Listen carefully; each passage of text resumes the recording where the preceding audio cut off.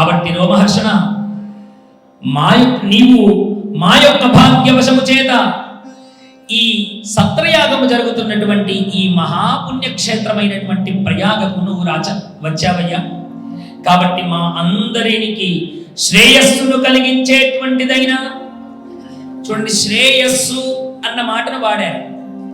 శ్రేయస్సు అన్న మాటకు శాస్త్రము రెండు రకాల అర్థాన్ని, అంటే శుభాలు అని అర్థం. మీకు శ్రేయస్సు కలుగుగాక అంటే మీకు శుభం కలుగుగాక అన్న అర్థం ఒకటి వస్తుంది. శ్రేయస్సు అన్న మాటకు ఇంకో అర్థం ఏమిటి అంటే ముక్తి అన్నటువంటి అర్థం కూడా వస్తుంది, అంటే మోక్షం. వీళ్ళందరూ ఏమడుగుతూ ఉన్నారు? మా అందరికి శ్రేయస్సు కలిగేటువంటిదైనా, అంటే శుభాలను కలిగించేటువంటిదైనా లేదా మోక్షమును కలిగించేటువంటిదైనా ఏదైనా ఒక పురాణాన్ని మాకు వినిపించవయ్యా. ఓ మహా